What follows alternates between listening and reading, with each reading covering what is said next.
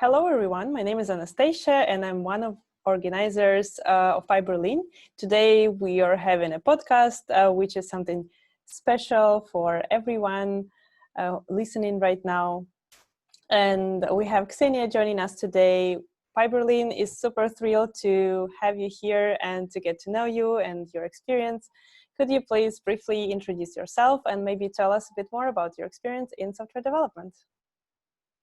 Hi, I'm Xenia Breddin. I'm originally from the northern part of Germany, and apparently you cannot listen it in my voice anymore. I'm living in Berlin for 13 years now. I started studying physics, so I'm not an original software developer, but yeah, I learned some coding while studying and enjoyed it a lot. And I started working as a software developer in an anti-spam company before, where I met Anastasia. Could you tell us a bit more about your tech stack, like the current one, and maybe something that you would like to focus on? I mostly enjoyed programming Python, and this is what I mainly do now. I also learned Lua, which I didn't enjoy that much. Mainly because it was hard to find solutions online, and Python is very well documented in the internet. And yeah, and I like to continue my Python journey, and I want to start learning machine learning and get into that. Now I'm mainly a data engineer, so I'd like to go more to the sciencey part. Sounds really interesting. Could you tell us a bit more about your first steps with Python or maybe software development in general? I did my first contact with Python. I learned C before in my computer physics class. And Python I learned in my Erasmus in France. I was studying in Strasbourg, and we did particle science, particle physics. And we have a huge amount of data, and we needed to visualize it. And Python became a really cool thing that time. It was 2014. In the science world, like Python became the main language because we have so many modules we can use. And then, yeah, I started learning how to visualize particle input on a huge detector field, which was situated in Karlsruhe. It was really nice. It was a really nice result at the end. We're like, yeah, Python is so nice to learn and understandable. And I was like, yeah, it was just a happy experience that I made it work really easy. Did you have any challenges on your career path? A lot, since like I don't have a computer science background. So I mainly learned Python by myself. So like always when I had a question, I was Googling it, I was asking colleagues and try to, yeah, evolve in that part and doing some courses in between. But I feel like it's more important to have your own project that really drives your motivation to learn more about it, and like really like this problem solving. Like I have this problem that I need to solve, and I'm not solving a problem I read in a task from some other course online. Like, no, I want to solve my problem. It's a really good drive to learn. Which tips would you like to share with someone who would like to be more like professional in software development or maybe dive into machine learning? Yeah, it's like what I said before. It's like get yourself your own project. Find something you really want to solve in your personal life. It's good to have people to ask. Sometimes it's just easier than Googling. Sometimes people understand your question because you have your question in your mind, and like writing it down online, Google will probably not understand every question you have. But if you have some friends, you know, that have some skills in that region, friends always like to help. It's like if you don't ask the most stupid question, I would say friends will likely to help you and give you some hint, or maybe give you a link where you can look for your answer. Like asking is the first thing you have to do if you don't have the answer yourself. Do you have any favorite libraries in machine learning or Python? My favorite library.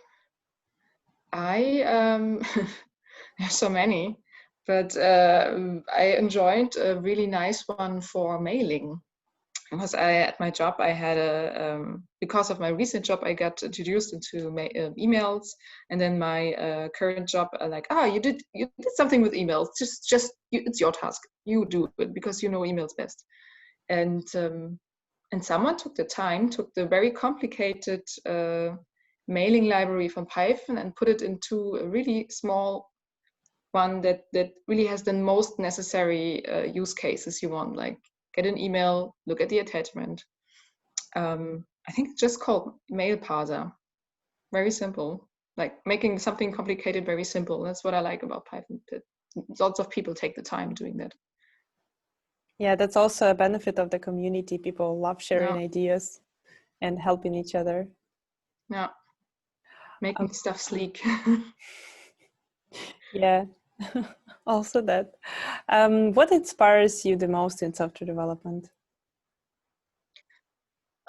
It's the problem solving. It's like having something to riddle on, and just the first thing you have to start is like build it in your mind, and then putting it down on your keyboard. And it's really nice to if you see it work. It's like, and computers are easy. I don't know, as a physicist, you get to know, like, I would say we're all kind of special people, and people are complicated, but programming is easy. It's like, it always makes sense. If there's a bug, it kind of makes sense when you find the bug. Yeah, sounds really like a real-time issue.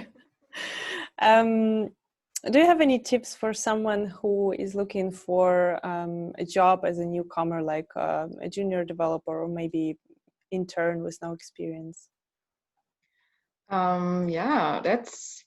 It's easier when you start as a student, because like just put on the paper, students are cheap.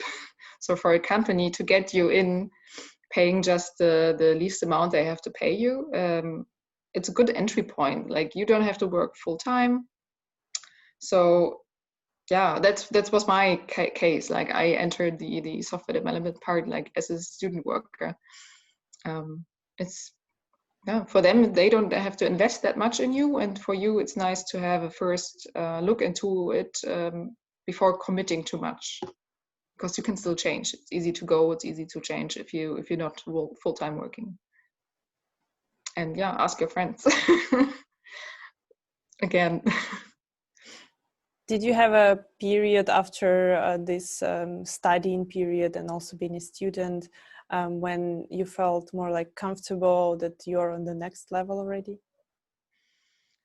Yeah, it became quite certain very fast when I was working at my company as a student, and I asked for an internship, and instead of an internship it became a full employment. And when you solved your first problem, I think it was after a few days, like, oh, it was a small problem for everybody else. I solved it. So it's like, it was a huge wall in the beginning. Oh, there's something new and I don't know, and like, let's start. And then of course my colleagues helping me, and then in the end I solved it. And like, yeah, it's not unsolvable, just work on it, and if it takes longer for you, it's fine. It's still doable. Yeah, that's a really nice environment. And I also love that about Germany, that all the teams are so open and giving opportunities to grow and solve the problems yourself. Yeah. And it's always good to have a mentor. Do you have a mentor yourself? Unfortunately, not now. That's why I'm hoping to find some other place I have a mentor. Now I'm my own mentor, which is also a nice experience. Like, pushing yourself, because I have to rely on myself, rely on that what I already know, on my experience. So I'm not being insecure or okay, I cannot do anything. I need to ask someone. I'm like, no, I can do this. And now I have a level I can look for the problems to solve myself, most likely. But I would love to have a mentor again, to like someone to look up on who has more programming experience. Yeah, that's also one Maybe of in the the challenges. Yeah. Thank you for this useful insights into your life. And also, to wrap it up, could you please share one advice which helped you, like in your personal development, or maybe career, or maybe in general? What I really like, this was a very impregnated like moment. I remember when I had a discussion with a colleague who has less Python experience than me, and I was a new person, and I was like, I'm right, like I know I'm right, and I was like, I left the discussion and I was like, if I know I'm right, this will turn out to be right, even though the person will not accept it right now. And waiting paid out. Like a few days later, he was like, okay, let's do it the way Xenia told us, because I feel it's right. So sometimes if the people say no in the first beginning, let's do it my way, and you know it's right, just leave them themselves. They will think about it. If they're good people, they will think about it and maybe like will tell you afterwards, no, I think you were right. Even though they don't say sorry, but you don't need the sorry. You only want to know, I know I'm right and I waited long enough that you could accept it. Be patient. If you know you're right, be patient. Yeah, that's a really good advice, especially when people are already quite stressed under current circumstances. I think that helps really a lot in the teams. Yeah, thank you so much, Xenia, for today, for this interview, and I hope to see you in our next meetups and maybe as a speaker in the future at PyBerlin. Yeah, I would like to. Let me develop first.